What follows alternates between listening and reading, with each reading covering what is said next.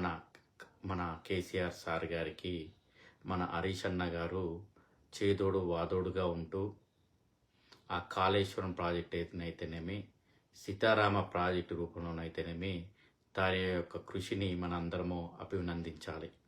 అయితే ఇంత మంచి సీతారామ ప్రాజెక్టు ఎత్తిపోతల పథకం జాతికి అంకితం చేసే వైరా గడ్డ మీద రేవంత్ రెడ్డి గారు చేసిన విషయాలని మేము ఖండిస్తున్నాము.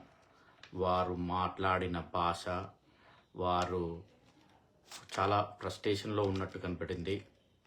సో వారు ఇప్పటికీ కూడా హరీష్ అన్న గారు, హరీష్ రావు మినిస్టర్ గారు వారి యొక్క సవాల్ ఏంటో ఒకసారి మీరే వినండి. హామీలు అమలు చేయకపోతే రాజీనామా చేయడానికి రేవంత్ సిద్ధమని ప్రశ్నించారు హరీష్. పెట్టుకోవాలన్న సీఎం రేవంత్ వ్యాఖ్యలపై స్పందించారు హరీష్. ఆగస్టు 15 లోపు రుణమాఫీ 6 గ్యారెంటీలు అమలు చేస్తే స్పీకర్ కు తన రాజీనామా లేఖ ఇస్తానని అన్నారు. హామీలు అమలు చేయకపోతే రాజీనామా చేయడానికి రేవంత్ సిద్ధమని ప్రశ్నించారు హరీష్. 2 లక్షల రుణమాఫీ చేస్తా, ఆయనలో నీతో మాట్లాడతా. ఇవాళ ఆశామాషిగా సవాళ్లు స్వీకరించిన సిద్దిపేట చెప్పుడు కాదు, జేబుల రాజీనామా పత్రం పెట్టుకో. సమాజాన్ని ఎడ్డిదో గుడ్డిదో మాటలతో మోసం చేయొచ్చు అనుకుంటున్నాం. అవన్నీ ఏం కుదరవు. 15 ఆగస్టు నాడు నీ ఆఖరి శాసనసభ సభ్యత్వం రైతు రుణమాఫీ చేసి నీ సంగతి తెలుస్తాను తెలియజేస్తూ నేను ఆగస్టు 15 తారీఖులో రుణమాఫీ చేస్తాను. రేపు మళ్ళా మొదటి నుంచి రేవంత్ రెడ్డికి ఛాలెంజ్ చేస్తున్నా. రేపు పొద్దున 10 గంటలకు అసెంబ్లీ ముందు అమరవీరుల స్తూపం దగ్గరికి నేను వస్తా ఉన్నా. నా రాజీనామా లేఖతో నువ్వు వస్తావా? నువ్వు రాకుంటే నువ్వు ఆగస్టు 15లోగా రుణమాఫీ చేసేది నిజమైతే, ఆగస్టు 15లోగా బాండ్ పేపర్ మీద రాసిచ్చిన 6 గ్యారెంటీలు అమలు చేసే వాస్తవ నిజమైతే రేపు గంపార్కు దగ్గరికి మనమిద్దరం రాజీనామా లేఖలను మేధావుల చేతుల్లో పెడదాం. ఏమన్నాడు హరీష్ అన్న? మన ముఖ్యమంత్రి వర్యులు మన హరీష్ అన్న ఏమన్నాడు? రైతులకు రుణమాఫీ చేయండి, రైతులకు రుణమాఫీ చేస్తూ ఆగస్టు 15 లోపు రుణమాఫీ చేస్తూ మీరు 6 పథకాలు, ఓకే, మీ సంక్షేమ పథకాలు 6 నెరవేరిస్తే నేను రాజీనామాకు సిద్ధంగా అని అన్నాడు. అంటే రుణమాఫీ 1, తర్వాత వచ్చేసి 6 గ్యారంటీలు, కాంగ్రెస్ చెప్పబడే 6 గ్యారంటీలను ప్రతి ఒక్కరికి అందిస్తే మన హరీష్ అన్న రాజీనామాకు సిద్ధంగా ఉన్నాడు. అది ఆయన యొక్క ఛాలెంజ్. మన ముఖ్యమంత్రి వర్యులకి మన హరీష్ అన్న వేసిన ఛాలెంజ్ అర్థమైందో అర్థం కాలే కానీ నేను ఇప్పుడే చూశాను. ఇక్కడ చాలా సోషల్ మీడియాలో ఏమెళ్తుందంటే కాంగ్రెస్ చేతిలో దగాపడ్డ తెలంగాణ రైతన్న.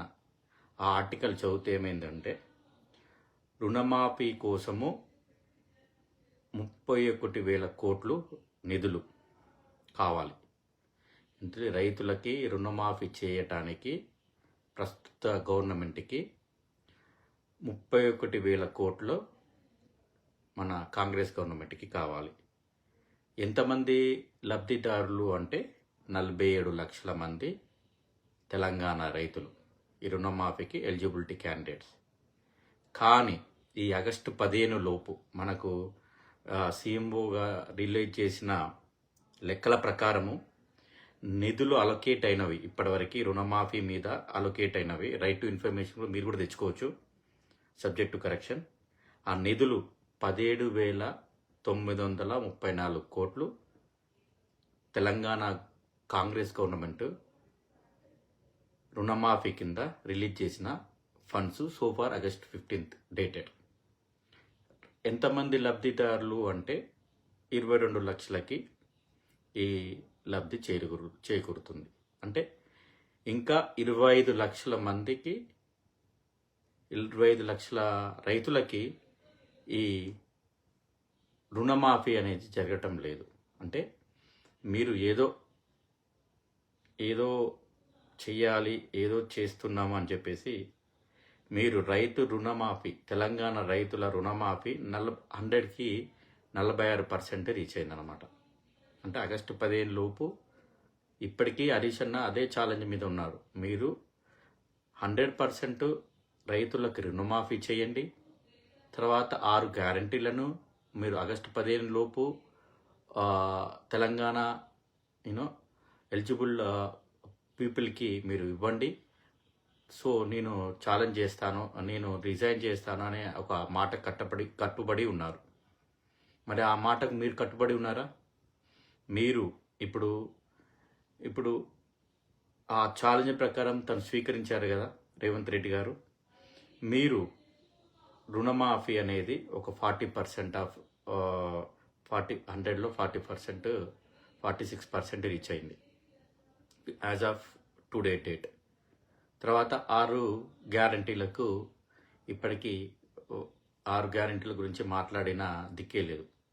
సో ఇప్పుడు ఎవరు ఛాలెంజ్, ఎవరు గెలిచినట్టు, ఎవరు ఓడినట్టు సోషల్ మీడియా మిత్రులైతేనేమి, తెలంగాణ ప్రజలైతేనేమి దాన్ని గ్రహించాలి.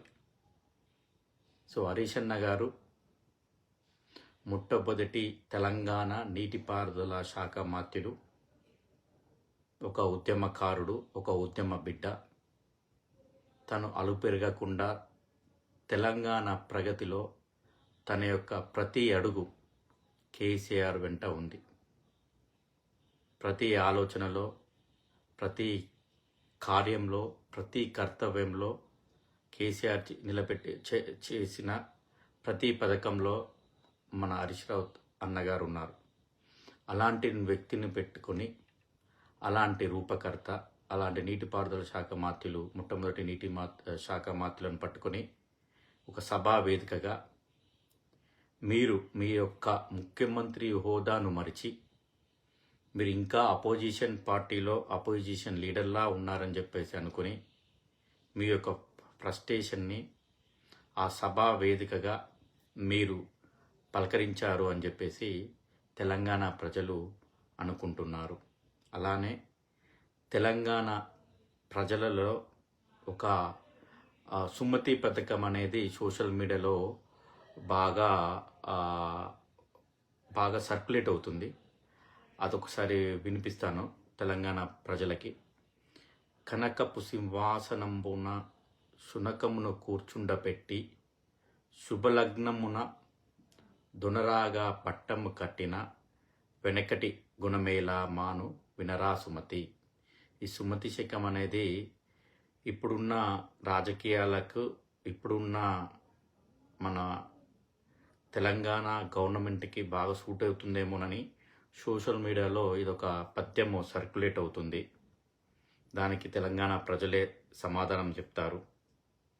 ఇప్పటికైనా కూడా ఒక ముఖ్యమంత్రి హోదాలో ఉన్నారు సార్ మీరు ఆ ముఖ్యమంత్రి హోదాకి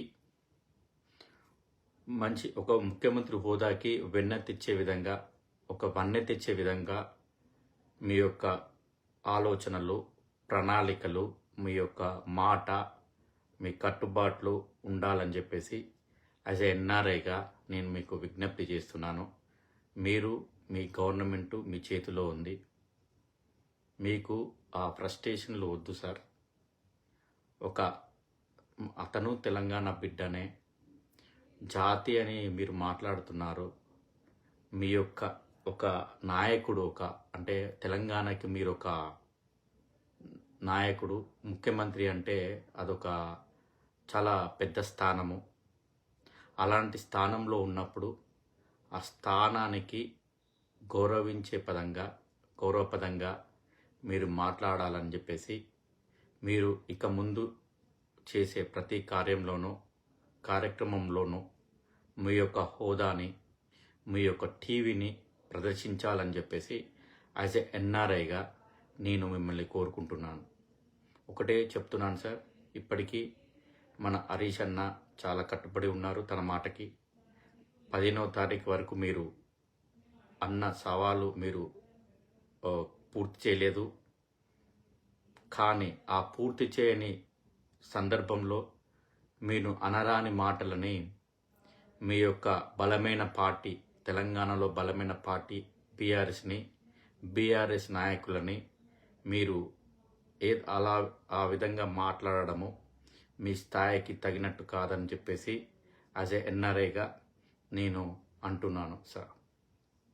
ఇక నుంచి అయినా మీరు ముఖ్యమంత్రి హోదాలో ఉన్నప్పుడు ముఖ్యమంత్రి స్థాయిని బట్టి మీ యొక్క టీవీ పెరగాలని చెప్పేసి మీరు మాట్లాడే ప్రతి భాషలో ఒక మంచి ఉచ్చారణ ఉండాలని చెప్పేసి నేను సదా కోరుకుంటున్నాను. మీరే అన్నారు కదా, వాడు ఎలా మాట్లాడితే నేను అలా మాట్లాడతానని చెప్పేసి.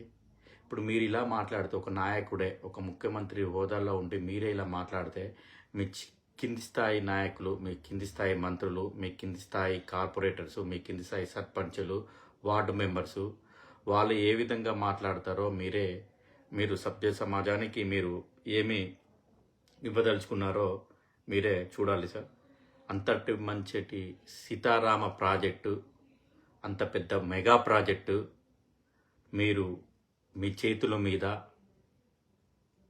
ప్రారంభించడం అనేది మీరు పూర్వజన్మలో చేసుకున్న సకార్యం, మీరు పూర్వజన్మలో చేసిన పుణ్యమనే అనుకోవాలి.